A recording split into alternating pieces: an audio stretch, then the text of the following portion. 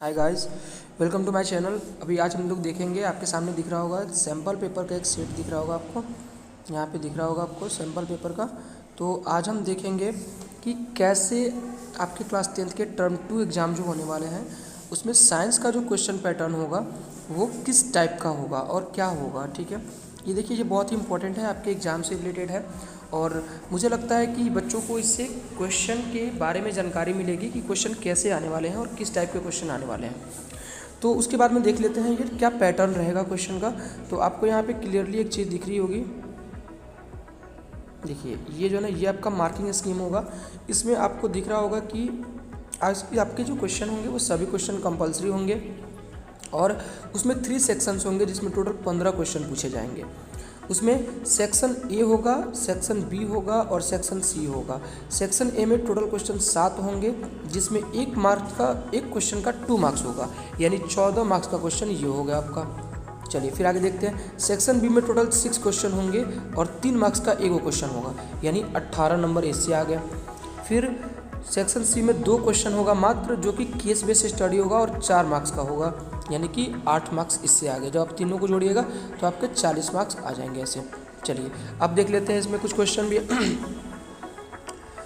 अच्छा, इसके अलावा ये कह रहा है कि internal choice have been provided in the some question. कुछ क्वेश्चन में इंटरनल चॉइस भी रहेगा, जैसे होता है ना कि ऑप्शनल में कि आप इसको मन करे तो बनाए या इसको छोड़ के और करके क्वेश्चन देता है, तो ये भी हो सकता है। ठीक है, चलिए आगे देखते हैं। देखिए ये जो क्वेश्चन है क्लियर आपको दिख रहा होगा कि ये जो क्वेश्चन है ना, ये पीरियोडिक क्लासिफिकेशन ऑफ एलिमेंट का है। ठीक है, इसमें क्या है कि 4 एलिमेंट्स दिए हुए हैं और चारों के इलेक्ट्रॉनिक कॉन्फ़िगरेशन दिए हुए हैं। तो पी आपको देखिए इन सबको जोड़ देना है और जितना एटॉमिक नंबर आएगा ना वहीं एलिमेंट्स का नाम लिख लीजिए पहले, आसान हो जाएगा आपके लिए। जैसे ये ऑक्सीजन हो गया, ये सोडियम हो गया और ये क्लोरीन हो गया और ये आर्गन हो गया। ठीक है, चलिए अब बात करते हैं identify which elements is form covalent bond with carbon. अब इसमें आपको वो एलिमेंट्स बताना है और वो भी यहाँ पे एस लिखा हुआ है। ठीक है, जो कि कार्बन के साथ कोवैलेंट कंपाउंड बनाता है। अब देखिए ये जो है ना, ये कोवैलेंट कंपाउंड बनाता है। हालांकि बनाता ये भी है, बनाता ऑक्सीजन भी है, बट यहाँ हम क्लोरीन को इसलिए लेंगे क्योंकि वहाँ देखिए ऑक्सीजन जब भी बनाएगा तो जैसे ऑक्सीजन कार्बन के साथ मिलेगा तो कार्बन डाइऑक्साइड बना सकता है बस। लेकिन सबसे ज़्यादा फॉर्म में ये बनाता है क्लोरीन। क्लोरीन का फॉर्म में आप देखिएगा ना, तो कभी कभी ये CHCl3 होगा, कभी CHCl2 भी हो, CH2Cl हो जाएगा, CH2Cl2 हो जाएगा, कभी CH3Cl हो जाएगा। यानी अलग अलग फॉर्मेट में ये अकेले अलग अलग फॉर्मेट में, कभी एक कार्बन 3 हाइड्रोजन होगा और एक क्लोरीन, यानी एक कार्बन 3 हाइड्रोजन एक क्लोरीन, फिर ये हाइड्रोजन घटते जाएगा और ये क्लोरीन बढ़ते जाएगा। ये पढ़ना था चेन रिएक्शन, एडिशनल रिएक्शन में पढ़ना था, तो शायद आपके वो चीज़ से कटा हुआ, बट आप समझ लीजिए कि यहाँ क्लोरीन होगा। ठीक है, चलिए second number question, B number क्या बोल रहा है कि कार्बन जो है वो रिएक्ट करता है, किससे रिएक्ट करता है। चलिए, carbon react with an element above of the table from several compounds. अब इसमें कौन सा एलिमेंट्स है। Carbon reacts with an element in the above table of the several compounds give suitable reason. वही बात है, यहाँ पे क्लोरीन हो जाएगा। क्योंकि बहुत ज़्यादा कंपाउंड में क्यों बनाता है, क्योंकि इसके बहुत सारे फॉर्मेट में रिएक्शन करता है। ठीक है, कार्बन जो है ये एक CH3Cl बनाता है, कभी CH2Cl2 भी बनाता है, कभी CCl4 भी बनाता है जिसको कार्बन टेट्राक्लोराइड बोलते हैं। उसके अलावा कभी CH3Cl भी बनाता है। ठीक है, तो ये सारी चीज़ें हैं। और ये जो है ना CH3Cl, इसको क्लोरोफॉर्म के नाम से भी जाना जाता है। CHCl3 नहीं, सॉरी, ये इसको बोलते हैं, वो मैंने गलती बोल दिया था, CHCl3 क्लोरोफॉर्म। तो देख रहे हैं यहाँ पे क्लोरोफॉर्म बना रहा है, यहाँ कार्बन टेट्राक्लोराइड बना रहा है ना। इसके अलावा क्लोरोमीथेन बनाता है, अदरवाइज बहुत सारे एलिमेंट्स। ठीक है, तो ये हम दे सकते हैं। चलिए आगे बात कर लेते हैं। सेकंड नंबर क्वेश्चन में यहाँ पे एक W दिया हुआ है और एक Z और Y दिया हुआ है। आपको पता ही होगा कि यहाँ पे एक जिगजैग लाइन होता है और इधर के पार्ट पूरे मेटल होते हैं, इधर नॉन मेटल और बीच में मेटल वायर होता है। चलिए आगे देख लेते हैं क्या कह रहा है क्वेश्चन में। The diagram below shows part the periodic table which elements would be react together to form covalent compound। अब यहाँ देखिए, यहाँ पे तो मेटल है तो ये तो करने से रहा। ठीक है, तो तो ये क्या ना, ये मेटालिक प्रॉपर्टी इसमें ज़्यादा होगी। तो इस हिसाब से हम कह सकते हैं कि नहीं, जो भी प्रॉपर्टी होगी ना ये इधर होगी, ठीक है। अब इसमें भी ये जिगजैग लाइन में आता है, ये जो है, ये जो आपको दिख रहा है ये जिगजैग लाइन के अंदर में आता है। तो ये मेटल वाइड की बात की जा रही है यहाँ पे। ये जो वाई है ना, ये आपका जो वाई है वो मेटल वाइड हो जाएगा। और बचा जेड, तो जेड होना यहाँ पे क्लोरीन आता है, क्लोरीन फ्लोरीन आता है, ठीक है। तो ये हेलोजन ग्रुप वाला एलिमेंट हो गया, ये हेलोजन ग्रुप वाला, ग्रुप 17 एलिमेंट भी कहते हैं इसको। तो हम इससे कह सकते हैं कि यही जो है ना ये कोवेलेंट कंपाउंड बनाएगा। अब बोल रहा है डब्ल्यू और जेड में कौन है which is the bigger atomic radius. आपको पता है कि जब अप टू डाउन हम लोग आते हैं तो एटॉमिक साइज क्या होता जाता है, इंक्रीज होता जाता है। तो इसका मतलब ये सबसे ये अप टू डाउन में सेकंड, ये पीरियड में सेकंड पीरियड का है, जबकि ये जो है ना ये 4 पीरियड का है। तो जब हम लोग जाते हैं ये से अप टू डाउन आ रहे हैं, तो इसका मतलब कि यहाँ पे एटॉमिक साइज जो होगा वो इंक्रीज हो जाएगा। किसका, डब्लू का। क्यों, क्योंकि ये देखिए ऊपर ही है, ये ऊपर ही है मतलब दूसरे वाले में, और ये पूरा नीचे आया हुआ है। तो ऐसे बना सकते हैं। फिर बोल रहे हैं टेस्ट द पाथ, ये तो बायोलॉजी का है। मैं आपको बताना चाहूँगा कि बायोलॉजी जो है वो मेरा सब्जेक्ट बट है, लेकिन मैं बायोलॉजी से नहीं हूँ, तो मैं बायोलॉजी नहीं पढ़ाता हूँ, तो बायोलॉजी का क्वेश्चन मैं नहीं कर पाऊँगा। इसके लिए माफ़ी चाहूँगा। आप उसके लिए कुछ अगर कमेंट्स कीजिएगा तो मैं उसका आंसर भी आपको ढूंढ के गाइड दे सकता हूँ, मैं गाइडेंस दे सकता हूँ, बट मैं वो आपको सॉल्यूशन उसका एग्जैक्टली नहीं बता पाऊँगा। चलिए 6 नंबर क्वेश्चन देखते हैं। यहाँ पे कह रहा है simple motor made up of school laboratory. एक मोटर बनाया गया है, अ कॉइल ऑफ वायर। चलिए थोड़ा सा जूम करते हैं इसको और अच्छे से पढ़ते हैं। Motor is made up of in school laboratory, a coil of wire is mounted on an axle between the pole.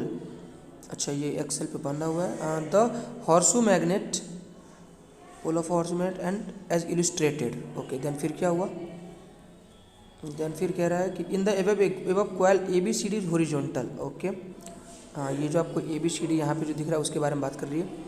Is a battery is connected for the position, state the direction of the force of N arm AB। अब देखिए यहाँ पे ये AB है, तो यहाँ पे क्या है ना, ये करंट, ये जो होगा ना, ये जो मैग्नेटिक फील्ड का डायरेक्शन आएगा तो नॉर्थ टू साउथ होता है, ठीक है।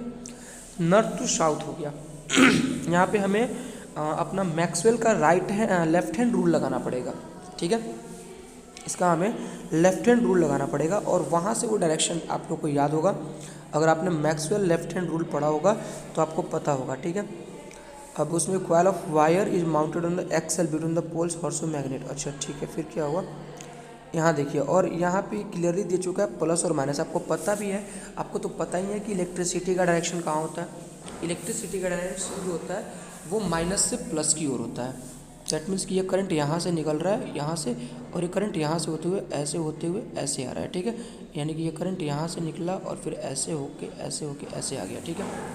तो करंट का जो डायरेक्शन है वो माइनस से प्लस की ओर है। तो उसके बाद हम देखते हैं, और इलेक्ट्रिसिटी का डायरेक्शन इधर से इधर हो गया। तो अब आप यहाँ पे सोचिए कि ये डायरेक्शन यहाँ हो गया मैग्नेट का डायरेक्शन, तो लेफ्ट हैंड रूल को आप अप्लाई कीजिए और देखिएगा तो उसका जो पोजीशन या तो अपवर्ड या डाउनवर्ड जो भी है वहाँ पे आप अप्लाई कर लीजिएगा। बेहतर होगा कि आप प्रैक्टिकली बनाएं इसको और खुद से सोचें उस क्वेश्चन पे। और उसके बाद फिर कर रहा है, why does the current in the arm BC not contribute the turning of the coil. अब यहाँ देखिए, कह रहा है कि BC में भी तो करंट पास कर रहा है, तो क्या ये हेल्प करेगा टर्निंग में? नहीं करेगा। क्यों? क्योंकि ये जो डायरेक्शन है ना, ये इस मैग्नेटिक फील्ड के डायरेक्शन के अपोज में रहेगा और ये कंट्रीब्यूट नहीं कर पाएगा, क्योंकि ये एक दूसरे को अपोज भी करेंगे तो यहाँ पे कोई आप अप्लाई नहीं कर पाओगे, ठीक है। तो वो डायरेक्शन के अपोज में होगा, मैग्नेटिक फील्ड के डायरेक्शन में होगा। चलिए उसके बाद एक और करके क्वेश्चन दिया हुआ है, a circuit contents a battery, a variable resistor and a solenoid. The figure shows below shows the magnetic field pattern produced by the current in the solenoid. अच्छा, फिर state how the magnetic field pattern indicates region where the magnetic field is stronger. Pattern indicates region. अब देखिए इसमें ना आपको याद होगा कि जब आप एक बार मैग्नेट बनाते हो, एक N होता है, एक S होता है, तो आप क्या दिखाते हो?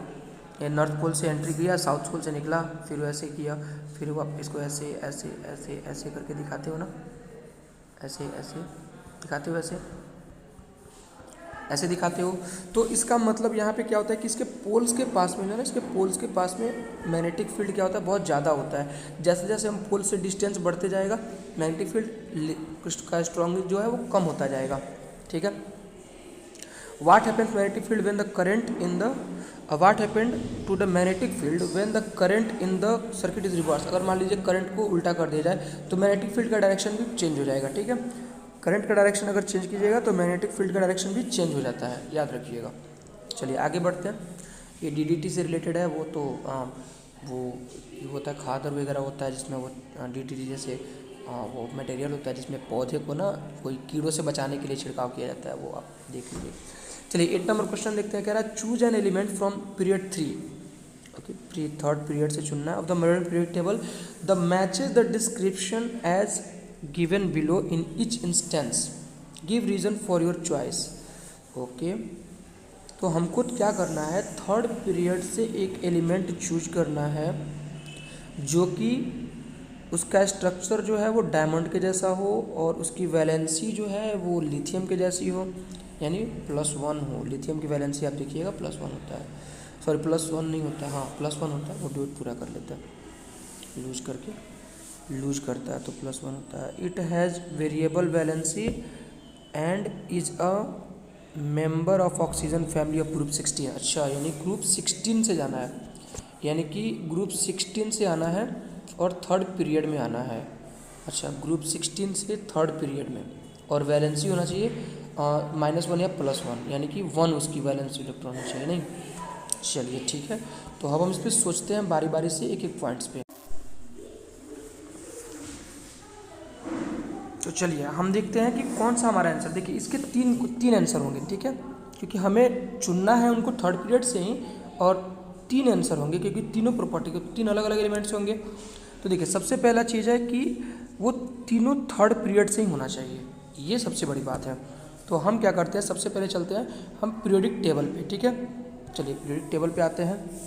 ये हमारा पीरियोडिक टेबल, देखिए ये हमारा पीरियोडिक टेबल है और ये थर्ड पीरियड के वो एलिमेंट्स हो गया, ठीक है।